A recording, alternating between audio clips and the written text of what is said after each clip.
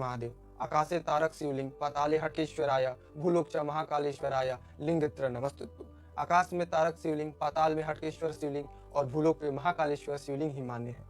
नमस्कार दोस्तों, मैं आपको ले चलता हूँ इतिहास के मध्य प्रदेश के तीर्थ नगरी में स्थित उज्जैन, जो कि सलीला शिप्रा तट के निकट 6वीं शताब्दी पूर्व में निर्मित 12 ज्योतिर्लिंगों में से एक महाकालेश्वर शिवलिंग।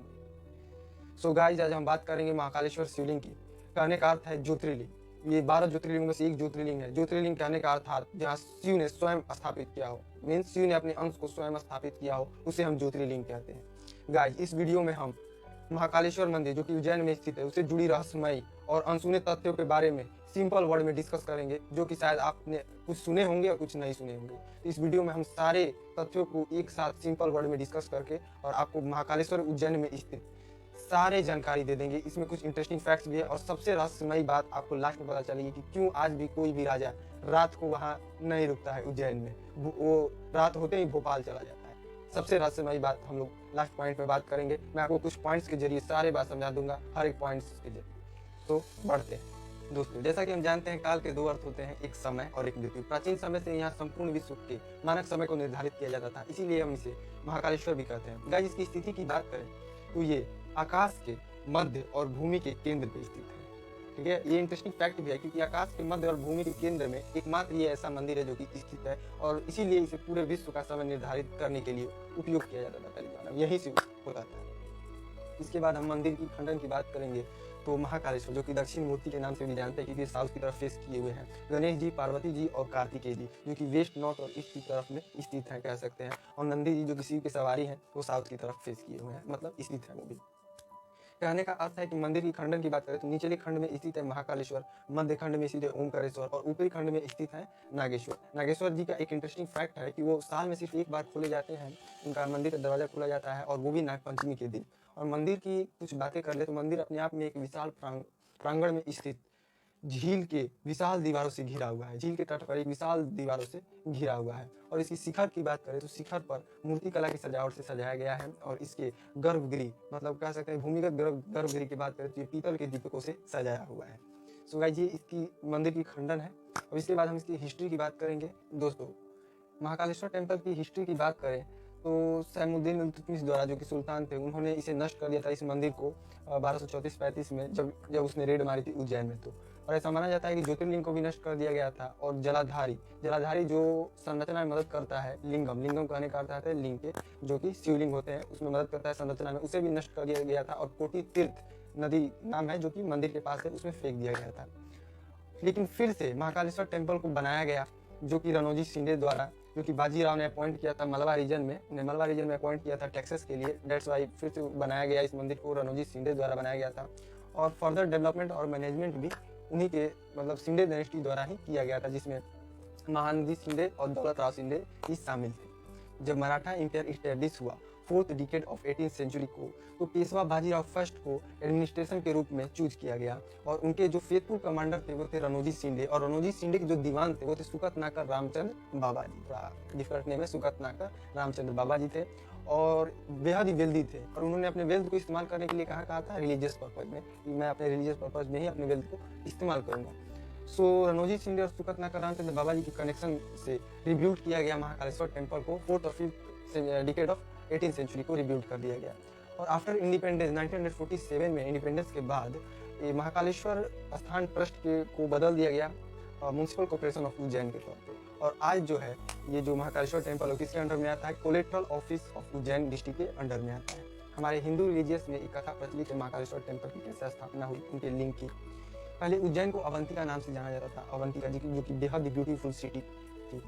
और यहाँ का डिवोशनल ईपी सेंटर भी उज्जैन को ही माना जाता, मतलब अवंतिका कह सकते हैं, जाने में अवंतिका कहा जाता था, तो इसे डिवोशनल ईपी सेंटर भी कहा जाता था। और प्राइमरी सिटी में आता था, जो कि स्टूडेंट सब यहाँ के होली स्क्रिप्चर के बारे में स्टडी करते थे। और यहाँ के राजा हुआ करते थे चंद्रसेन। चंद्रसेन बेहद बड़े भक्त थे शंकर भगवान के। एक दिन एक फार्मर बॉय यहाँ से गुजर रहा था उनके प्लेस से, पहले से। उसने सुनी उनकी डिवोटीज को और डिवोशनल आस्था को कह सकते हैं, सुनी, और उसे भी मन हुआ कि मैं इनके साथ जाकर भगवान शिव की आस्था करूं। लेकिन उसे गार्ड द्वारा रोका गया और शिप्रा नदी के तट पर गार्ड उसे फोर्सली छोड़ा। वो भी बहुत बड़ा भक्त था शंकर भगवान का, इसीलिए उसे इच्छा हुआ कि मैं भी जाके उनके साथ डिवोशन करूं भगवान शंकर का। जब वो नदी के तट पे गया तो उसे खबर मिली कि रिपुदमना नाम के और सिंहादित्य नाम के दो राजा प्लान बना रहे थे किस चीज के बारे में, इस किंगडम को हड़पने के बारे में और चंद्रसेन को मारने के बारे में, जो कि बहुत बड़े भक्त थे। उसे ये बात पता चली और वो प्रेयर करने लगा भगवान शंकर से कि हे भगवान मदद कीजिए, क्योंकि ये लोग बहुत दुष्ट प्रवृत्ति के इंसान हैं। और ये बात वृद्धि ऋषि, एक पृष्ठ थे, कह सकते हैं कि ये पुजारी थे, उन्हें पता चली ये बात। वो भी लगे प्रार्थना करने की हमारे बच्चों की सहायता करे, इस किंगडम की सहायता करें। अब रिपुदमना और सिंहादित्य ने दूषण नाम के राक्षस के साथ, जिसे ब्रह्मा से वरदान मिला था कि वो इनविजिबल हो सकता है, उसे मिलकर और उस किंगडम पे आक्रमण किया और आक्रमण करके इस किंगडम को हड़प लिया। और यहाँ के जो भक्त थे, शंकर भगवान के जो भक्त थे, उन्हें बहुत ही कष्ट देने लगे। अब ये श्रीखर और जो पृष्ठ थे ये लगे प्रार्थना करने, फिर से दोनों मिलकर प्रार्थना की और शंकर भगवान अपने महाकालेश्वर रूप में आए और इनका विनाश कर दिया। किसका? रिपुदमना नाम के किंगडम राजा के, दूषण राक्षस के और सिंहादित्य का विनाश कर दिया। विनाश करने के बाद महाकालेश्वर रूप में विनाश किया और विनाश जब कर दिया तो श्रीकर और वृद्धि ऋषि ने इनसे अनुवाद बने करने का अर्थ अनुग्रह किया कि आप प्लीज रुक जाइए यहाँ पे अपने रूप में और हमारी रक्षा कीजिए हमेशा, जैसे आज आपने रक्षा किया। अब यहाँ का राजा कौन होगा, फिर से कोई आक्रमण करेगा। तो इन्होंने अपने भक्तों को आशीर्वाद दे दिया कि मैं आज से यहाँ आपकी रक्षा करूंगा और एक अंश का लिंगम के रूप में, अंश के रूप में यहाँ अपने आप को छोड़ गए। और तब से महाकालेश्वर नाम से इन्हें जाना जाता है। और एक वरदान दिया कि जो भी मेरी आस्था और पूजा करेगा, जो भी मेरा भक्त होगा, उसे मैं मृत्यु और भय से मुक्त कर दूंगा। तब से महाकालेश्वर की स्थापना हुई। हमारे पुराण में एक कथा प्रचलित है चंद्रसेन की और रिपुदमन और सिंहादित्य जो भी किंगडम के राइवल्स थे, इनके बीच ये कथा प्रचलित है। एक और कथा प्रचलित है महाकालेश्वर टेम्पल से लेकर कि कैसे इसकी स्थापना हुई, एक ज्योतिर्लिंग की कैसे स्थापना हुई।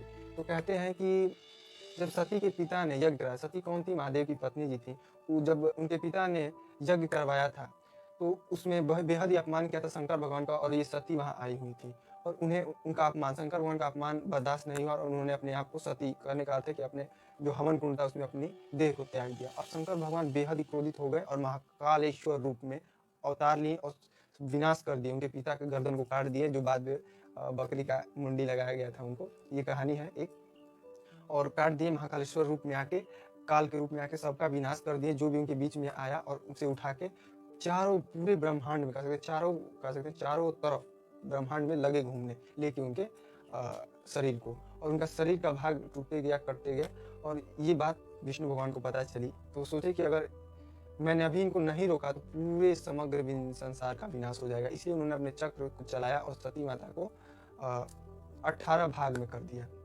ठीक है, 18 भाग में कट करके उसका एक पीठ कहा जाता है कि गिर गया यहाँ पे उज्जैन में, और यही हमारा जो था ज्योतिर्लिंग की स्थापना हुई। एक पीठ यहाँ पे गिरा और सती माता का एक पीठ गिरा और यही ज्योतिर्लिंग की स्थापना हुई महाकालेश्वर टेम्पल। ये भी कहानी रीजन माना जाता है महाकालेश्वर टेम्पल की। और पुराण का वो कथा जो था चंद्रसेना का, और ये सती माता की कथा को माना जाता है कि महाकालेश्वर रूप में जब विनाश किए सबका, तो और विष्णु भगवान ने जब अपने चक्र से काटा सती माता के शरीर को अलग अलग पीठ में किया, और वो एक पीठ गिर गया कहाँ? उज्जैन में, और वही जो है हमारा महाकालेश्वर टेम्पल बना। ये एक और कहते हैं कि हिस्ट्री है, बहुत पहले का हिस्ट्री है, ये माना जाता है। गाइस, अब इससे जुड़े कुछ हम इंटरेस्टिंग फैक्ट, महाकालेश्वर मंदिर से जुड़े कुछ हम इंटरेस्टिंग फैक्ट के बारे में बात करेंगे। तो पहला फैक्ट ये है कि वहाँ पे भस्म आरती होती है। भस्म आरती कहने का अर्थ आता है कि मुर्दा जब जलते हैं शमशान में तो उनके जो राख होते हैं उससे उनकी सजावट होती है, और सुबह ही उनकी आरती की जाती है, उसी से भस्म आरती उसे कहा जाता है। उन्हें सजाकर और उनकी आरती की जाती है, उसकी बुकिंग होती है कहने का। और मैंने मेरे सर्च के मुताबिक ये फैक्ट ऐसा है कि एकदम जले हुए मुर्दे, एकदम जो अभी जले हुए हैं, गर्म से मतलब तुरंत जले हुए हैं, उनकी भस्म से आरती होती है। ये नहीं कि बहुत पुराने हैं, ये नहीं, ऐसे मुर्दों से नहीं, एकदम जो जल्दी अभी जले हुए हैं उनकी भस्म से आरती होती है, जो बहुत ही इंटरेस्टिंग लगती है जानने में। फैक्ट नंबर 2 की बात करें तो महाकाल के दर्शन करने के बाद जूना महाकाल का दर्शन करना अनिवार्य होता है, जो कि प्रांगण में ही स्थित है। सबसे इंटरेस्टिंग फैक्ट ये है कि हम लोग जो प्रसाद चढ़ाते हैं उसे हम लोग खा लेते हैं, या फिर एक बार जो प्रसाद चढ़ा देते हैं उसे हम फिर से नहीं चढ़ा सकते। लेकिन यहाँ पे इसके विपरीत होता है, जो प्रसाद एक बार चढ़ा दिया जाता है, अन्य देवताओं के विपरीत फिर से वो प्रसाद को चढ़ाया जाता है, जो कि बेहद इंटरेस्टिंग फैक्ट। गाइस, मैं आपको चौथा फैक्ट बताऊं कि लिंगम के रूप में शिव एकमात्र ऐसे देव माने जाते हैं जो कि स्वयंभू हैं, जो स्वयं अपने आप को स्थापित करते हैं, और उन्हें स्थापित और निवेशित करने के लिए मंत्र शक्ति की जरूरत होती है। गाइस, मैं आपको 5वां इंटरेस्टिंग फैक्ट बता दूं, यहाँ पे 3.5 काल महाकाल जो है स्थित है। 3.5 क्यों मैंने बोला? क्योंकि एक महाकाल है, एक काल भैरव है, एक गढ़कालिका है और एक अर्धकाल भैरव जी हैं जो कि स्थित है, इसीलिए मैंने 3.5 काल को मैंने बोला। ये एक लास्ट पॉइंट पे आते हैं कि क्यों कोई राजा रात को यहाँ पे रुक नहीं सकता है, क्यों रात होते ही भोपाल चला जाता है और वहाँ जाके रुकता है, क्यों उज्जैन में नहीं रुक पाता है। तो गाइज मैंने अपने रिसर्च के मुताबिक जितना रिसर्च किया है मैंने, और कोशिश करूँगा मैं आपको बताने के लिए, तो मैंने पढ़ा है कि एक विंद और अनविंद नाम के महाभारत में राजा हुआ करते थे उज्जैनी, जो कि कौरव की तरफ से लड़े थे और उनकी मृत्यु हुई थी।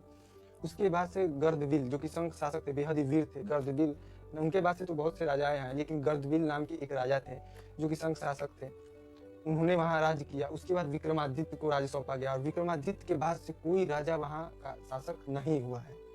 गाइस मेरे रिसर्च के मुताबिक कोई भी विक्रमादित्य के बाद वहाँ का राजा नहीं हुआ है। हाँ, हम लोग ने हिस्ट्री में पढ़ा होगा कि जैसे एक राज्य है उज्जैन, ये किसी राज्य के अंडर में आता है, जैसे कोई मौर्य डायनेस्टी हुई थी, सुल्तान्स थे, उनके अंडर में आता था, लेकिन कोई वहाँ पे राज नहीं किया है, वहाँ पे रुका नहीं है रात को। ये सबसे इंटरेस्टिंग फैक्ट है कि कोई सच में नहीं रुका है। विक्रमादित्य के बाद वहाँ का राजा भी कोई नहीं हुआ है और कोई रुका नहीं है रात में।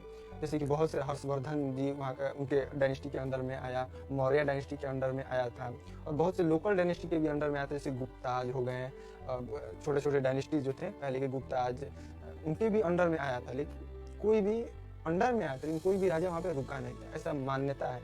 क्योंकि जो शंकर भगवान थे उन्होंने कहा था, महाकाल के रूप में उन्होंने कहा था कि नहीं, मैं ही यहाँ का राजा हूँ और कोई यहाँ पे नहीं आ सकता, मतलब राज करने, और रात को यहाँ पे राज करके रुक नहीं सकता। ये ऐसा बिलीफ है, ऐसा मिथ है जो माना जाता है। और ऐसे बहुत से जगह जो बहुत से हेलीकॉप्टर, एक हिल है हमारे इंडिया में, वो हिल से नहीं कोई गुजरता है वो हेलीकॉप्टर, ऐसे ऐसे बहुत से मिथ हैं, उनके पीछे रीजन है। तो मैंने इसके बारे में पढ़ा और समझा कि बहुत सी डायनेस्टी के अंडर में आया है, लेकिन कोई राजा यहाँ पे राज नहीं किया है विक्रमादित्य के बाद। ये अंडर में आया है, दिल्ली सुल्तान के अंडर में आया, ठीक है, हर्षवर्धन के अंडर में आया, लेकिन लोकल डायनेस्टी के भी अंडर में आया, मौर्यन डायनेस्टी के भी अंडर में आया, लेकिन कोई यहाँ पे राज नहीं किया है और कोई रुका नहीं है यहाँ पे। ये मेरी है। और मेरे सर्च के मुताबिक मोरारी जी देसाई जो कि चौथे प्रधानमंत्री थे हमारे देश के, वो रुके थे और उनको अगले दिन इस्तीफा देना पड़ गया था। और उसके बाद से कर्नाटक के येदियुरप्पा जी जो थे सीएम थे, उन्होंने 20 दिन के वो रुके और 20 दिन के अंदर उन्हें इस्तीफा देना पड़ गया, जो कि प्रूफ करता है कहीं ना कहीं कि हाँ, कोई रीजन है जिसकी वजह से यहाँ पे प्रॉब्लम होती है। और ऐसा भी कहा जाता है कि जो राजा रुका है उसका मृत्यु निश्चित है, लेकिन ऐसा नहीं हुआ है। लेकिन हाँ, उनका इस्तीफा हो गया, उसका जीवन मतलब खराब हो गया है। जो भी वहाँ रुका है, जो भी राजा, हम लोग के लिए नहीं है, जो भी राजा वहाँ रुकता है उज्जैन में उसके लिए, क्योंकि वहाँ के शासक कौन है, शंकर भगवान अपने आप को शासक दिए थे, शासक बताए थे। उस वाले कहानी में भी श्रीखर और वृद्धि ऋषि ने जब कहा कि आप रुक जाइए, हमारी रक्षा की, तो चीफ डिटी के रूप में यहाँ पे रुके थे वो, और बोले थे कि मैं ही यहाँ से उज्जैन का रक्षा करूंगा, और इसीलिए शायद वहाँ का कोई राजा नहीं है। ये मिथ है और ये माना जाता है, एक सच्चाई भी है, सच्चाई कह सकते हैं कि इसलिए कोई रुकता नहीं है शायद। और मैंने जितना सर्च किया उसके मुताबिक बता रहा हूँ, लेकिन अभी प्रूफ नहीं है कोई, लेकिन ये सारी कहानी प्रूफ करते हैं कि जब महाकाल जी यहाँ आए थे, डेट्स वाई वो यहाँ का राजा बने थे, और यहाँ पे और कोई राज नहीं कर सकता है उनके सिवा। वीडियो में बने रहने के लिए धन्यवाद दोस्तों। ऐसे ही रोचक तत्वों के साथ मिलते हैं नेक्स्ट वीडियो में, तब तक के लिए सब्सक्राइब। अगर आपको कुछ जानना है और इसके विषय में तो कमेंट में बताएं, मैं उसके बारे में रिसर्च करके आपको बताऊंगा। तो मिलते हैं नेक्स्ट वीडियो में, बाय।